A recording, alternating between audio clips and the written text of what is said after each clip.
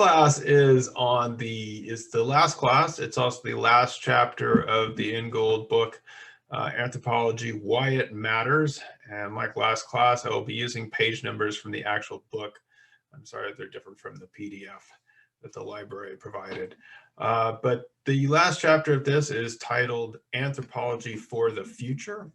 And I'm actually posing this in a question form because Ingold begins with a number of obstacles that are basically standing in the way of what he wants an anthropology for the future, or of the future, to be. So when we're talking about an anthropology for the future, I believe what we're talking about is, okay, well, we're done with the class, we're done with the learning, technically the learning part or the reading part or all these things. What does that mean outside of the classroom? What can anthropology be out there in real life or in the real world or outside of whatever we have done here in the classroom or on Zoom? Is there the possibility of anthropology contributing to a different and kind of wider world? So I'm actually posing this as a question because Ingold himself begins with several obstacles to the anthropology for the future. And curiously, or what may seem curious, is that he thinks that culture itself is one of the primary obstacles for making anthropology relevant in the future. So if you remember back, we've talked about this several times in the course, that one of the things that anthropologists did in response to some of the terrible ideas and horrible premises of what is called scientific racism and simply racism in general, were to separate the ideas of biology and culture, and to say that although we all have similar biological capacities, that there isn't a racial hierarchy and that there isn't an ethnic hierarchy, that these did not, that we all had similar biological capacities, and that our culture is what made us different, and our culture is what separated us, and let people do different things, and that was the primary explanation for human difference. So Ingold here is kind of rebelling against, I guess I would say, one of the primary motivations of anthropology, or one of the primary contributions of anthropology, and saying that for us to keep going around saying we're the ones who study culture is not the best strategy. In fact, he says it is suicidal. And you might wonder, well, why does he say that? And one of the things that he's saying is that, when we've actually talked about this too in the class, is if you say, oh, we're the ones that study culture, in a world in which economics, capitalist economics, is at the forefront and the political scene is at the forefront, culture seems like an add-on. It seems like something that it comes about as an addition to whatever else is going on, or as Ingold calls it, it seems like icing on the cake. And so in a world that is increasingly commoditized, as Ingold puts it, when times get tough, it's going to be the first thing that gets cut. So we can say that culture is very important. We can keep stressing how culture is super important to human life. But the problem has been that it still sounds like something that is an add-on to this more important stuff about, especially if you think about what's going on right now, we're sort of having to say, okay, what is the most important thing you need to study? What do we need to know right now? And culture and anthropology seem kind of like, well, they're simply the add-ons. They're the little frivolous stuff. If you remember back to the very second class that we had when we talked about the contributions of anthropology and how in some ways what happens to anthropology in the popular press is that we get seen as doing the kind of the fluffy bits. And again, this corresponds to what Ingold calls the icing on the cake.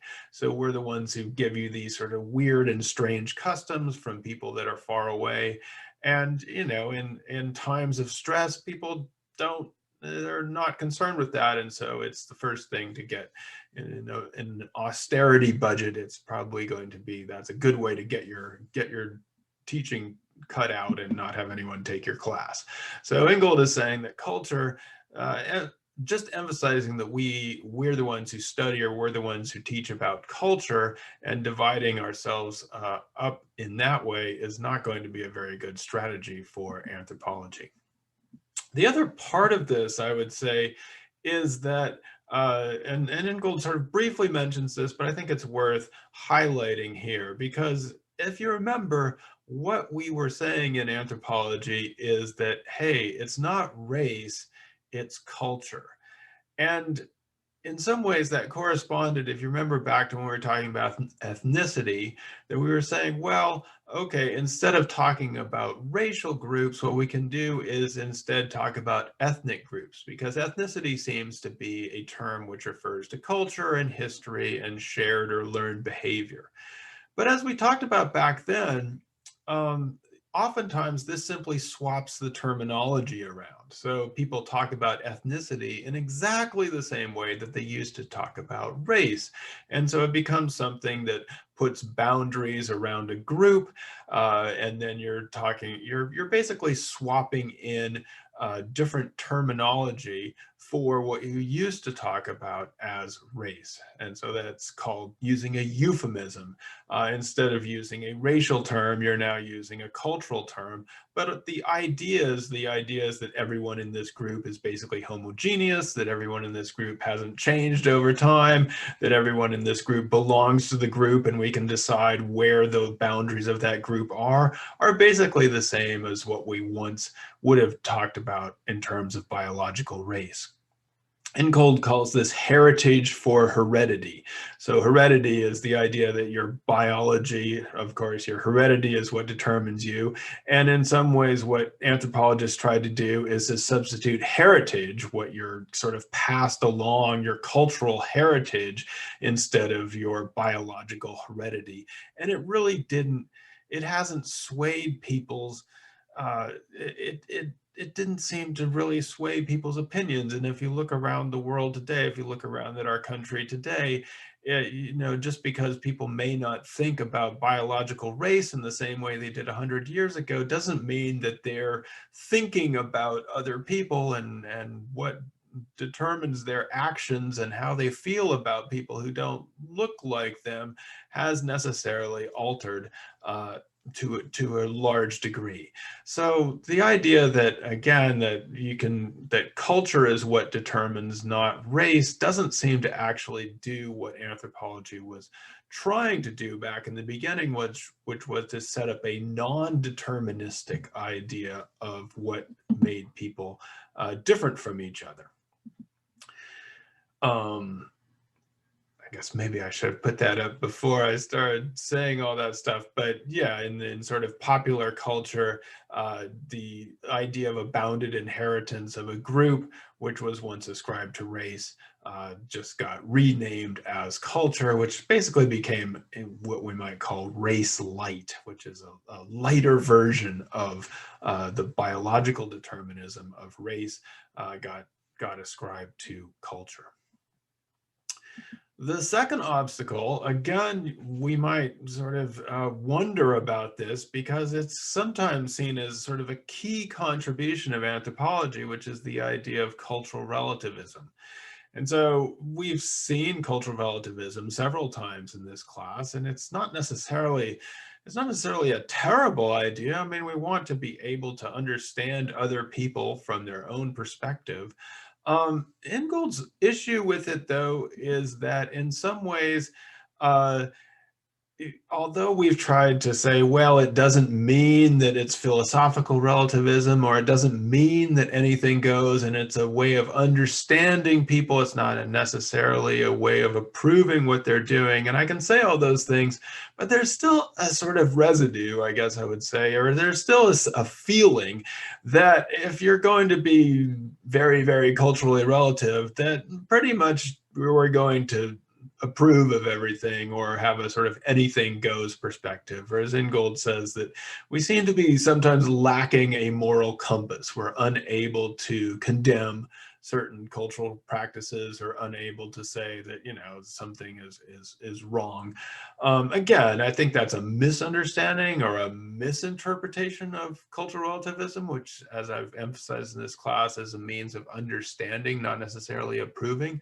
But it's doubtless true that in some ways it still does leave this feeling that anthropologists are prone to accept a huge wide range of behavior that other people might find problematic.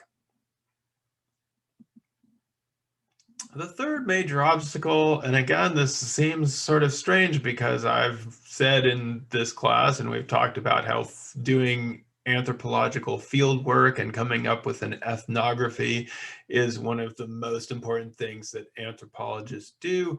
Ingold says that this is in some ways an obstacle to doing anthropology in the future. And his objection to it is that, as we've seen before in Ingold, that it's simply a way of producing knowledge and not being able to say more about the world than simply to report on what is being done in another group or another society or another culture.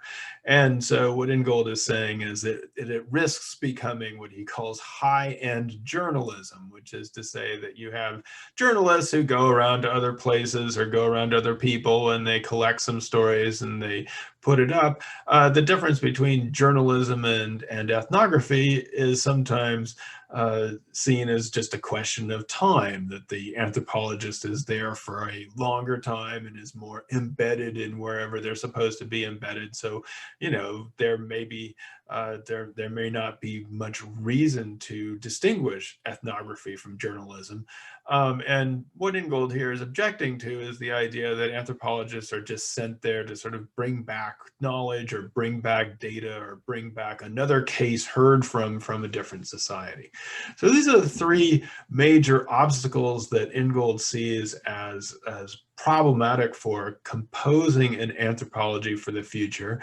They're probably a bit, in some ways, to anthropologists or to perhaps people who are just finishing an intro to anthropology class, you might be saying, well, wait a second, what's going on here? These are the things that we've been learning about. I will also mention he talks about a couple of other what I would consider obstacles, but these are not necessarily internal to anthropology. So culture, cultural relativism, and ethnography would be things that we as anthropologists are wrestling over. These other things are how anthropology is perceived out there in the public, regardless of what anthropologists are actually doing. So the first obstacle in public perception is simply the stereotype of anthropologists as we used to be all Indiana Jones, but maybe you haven't seen that movie in a while. So this is a scene from Temple Run. As Ingold describes it, this is the idea of the anthropologist as being the intrepid fossil hunter, the one who is getting bones and getting treasure and, you know, just searching for the stuff, the ancient stuff that is out there. And it's, you know, I mean, I think this is still a stereotype of about what anthropologists do in the world. The second, or sort of the other side of another part of the public perception, and Ingold here cites a very famous Far Side cartoon in which, and this was from quite a while ago. It was back in the day when a VCR and a telephone and a television like that would have been seen as modern stuff. But basically, this is a cartoon that the anthropologists are showing up, and the people that they are about to be studying are hiding all their modern stuff in order to kind of portray an image to the anthropologists that they are still part of this sort of isolated and untainted world. And so what Ingold is saying here is, in public perception, people think about anthropologists as those who are going off into the uncivilized world looking for peoples who have never been in contact with civilization and are pure and isolated from any other people. and that in some ways this would be a fool's errand because as we've actually talked about in this class, people have been interconnected ever since there were humans, and especially in the last 500 years with the interconnections of colonialism and market capitalism. There's nowhere that you can go in the world and not be able to find a Coca-Cola when you need it. So, you know, I mean, this idea is that anthropologists are obsessed with what we might call primitive or isolated peoples, even though they have been engulfed in change since for many years. And I guess that would another part of this. And if you remember reading the Nacirema, you know, the idea that anthropologists study people who are, you know, far away, very weird and very strange. So even though this is a spoof on American society in the 1950s, it still seems very believable as anthropology. It still seems like, oh yes, of course, that's what anthropologists do, and it still fools us. Even though it's super problematic to talk about, you know, American culture in these kinds of tribal stereotypes. You know, this is seen as, oh yeah, well, that's what anthropologists do. And Ingold brings that up as another example of obstacles in public perception, which are difficult to overcome even if anthropology changes from the inside. So that's kind of leading up to the question then, that if we're not going to be able to teach people about the importance of culture, if we're not going to be able to sort of proclaim the possibility of cultural relativism, if we're not going to be doing straight up fieldwork ethnography, what indeed is it that we're going to do, or where do we turn as a discipline, and what should I and others be teaching you? What should you be getting at the end of this class? So let's see.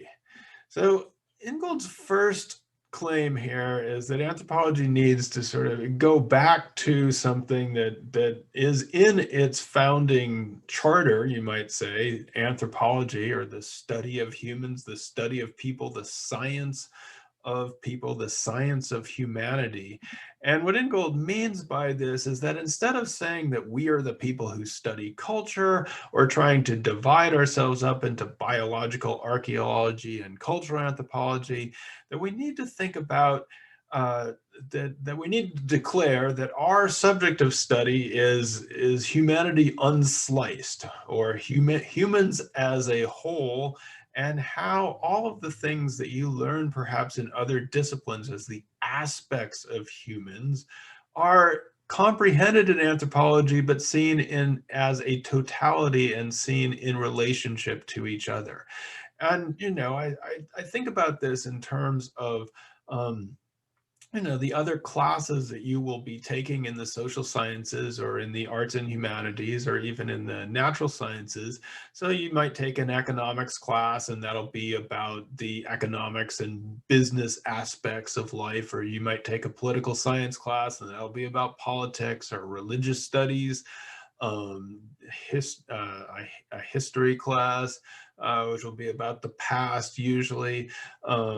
Let's see, so psychology, which is of course supposed to be about our mental life. All of these things are about an aspect of human beings. And in this class and in anthropology, we try to take a holistic approach in the sense of teaching how these various aspects are all actually all together and all one.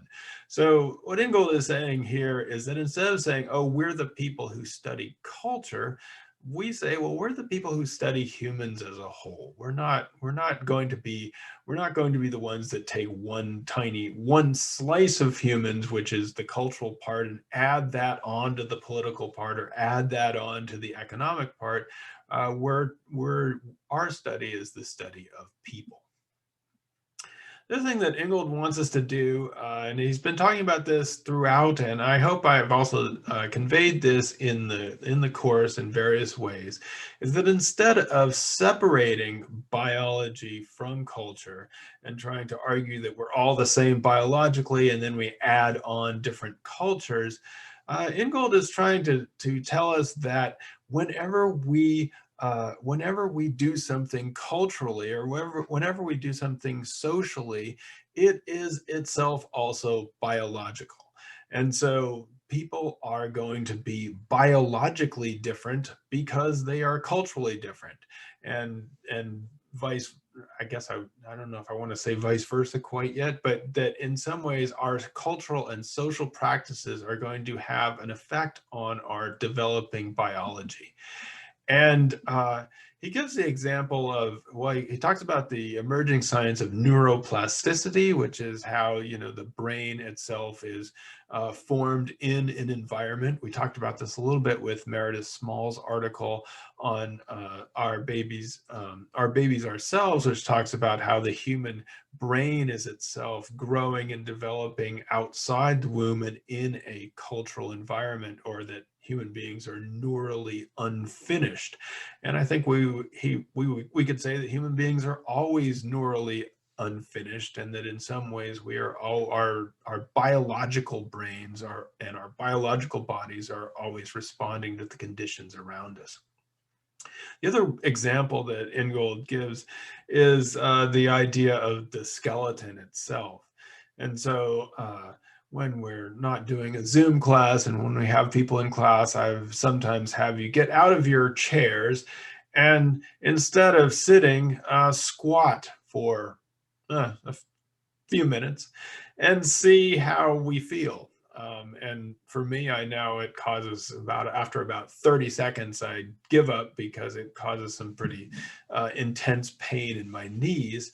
And, we get up and we get back into our chairs, or we stand up, and many of us, most of us, feel relieved to not be squatting anymore. And I remind us that if we had come from a squatting society or a squatting culture, that we could probably do a 1 or 2 hour class all squatting and we'd feel completely fine about it. Now, this is not, I mean, obviously you can practice squatting and you can get better at it, but it would really, really help if that had been something that you developed as your body itself was developing. And so there are actually, for those who grow up squatting, who are able to, instead of sitting in chairs, are able to squat on their heels, they actually develop a notch in the knee, which enables, which eventually facilitates that squatting. And so it actually determines it doesn't determine, it influences the development of our very skeleton, the kind of culture and the kind of society, the kind of nutrition, the kind of that we have. So the things that we do culturally are also influencing our developing biology. And then Ingold makes a claim here because, again, we don't want to then fall back into what was the idea. We don't want to, by reuniting culture and biology, bring back the racist ideas of the 19th century and probably the 20th century too. And so what Ingold is saying here is that we can't divide people into discrete races for the reasons that we speak of in terms of their biological differences, but we also can't divide them into discrete cultures because people are interconnected and changing throughout their life. And so we don't want to too securely draw a boundary around a culture, because like we said before, in some ways that simply resurrects the idea of race under a different name. So for Ingold, people are all different, all over the place and all throughout time, and we can't actually divide them into these things that we call races or cultures. We can try, but people are always sort of, as we talked about in the society section, people are always changing and they're always slipping out of the categories that we try to impose upon them. In terms of cultural relativism, Ingold wants us to what he calls rejoin the conversation. So be able to say something about the moral imperatives or the kinds of interconnections that we need to have. And in my view, this means that instead of emphasizing this kind of flip-flop of us and them that we see in the Nacirema and we see in many of the what we might consider the old-fashioned anthropologies of the 1950s and 1960s, instead of trying to be culturally relative in terms of us and them, to actually describe how people are interconnected, the history of that interconnection, often through colonialism, and the power relationships both within and between societies. And so, I want anthropology to be more hip this way, to be able to not simply say, oh, we're strange to them and they're strange to us, but to actually get beyond this idea of an us and a them. And again, to get beyond the idea that people are divided into discrete cultures or into discrete races.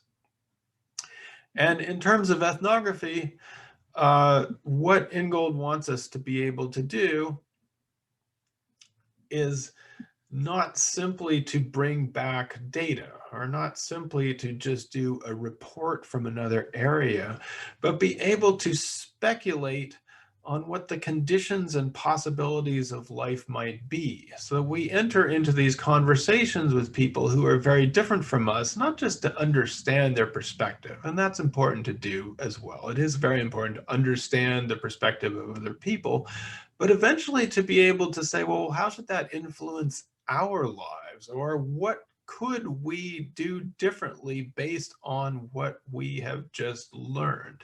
And so I was happy to see so many of you on the discussion board pick out this sentence, because I think it's very meaningful to me as well. That it's one thing to sort of read about or watch what other people are doing, but what does that mean for us? How can we then turn that to make it possible to think about the conditions and possibilities of what life might be, to speculate on our future instead of simply document what other people are doing. Ingold wants anthropology to be both an art and a science, but he has some interesting ideas about that. So a lot of people categorize anthropology as a social science, and Ingold is kind of suspicious of the categorization of the social sciences. He actually wants anthropology to be more art-like, and he names a number of disciplines that you might not completely associate with anthropology, like design, theater, dance, music, architecture, museum studies, and comparative history. This is where he sees anthropology aligning. So for those of you who are theater people or dance people or music people, architectural people, this is how Ingold wants anthropology to be able to speculate. And he draws a little bit later on an artist named Paul Klee, who says that art does not reproduce the visible, but makes visible.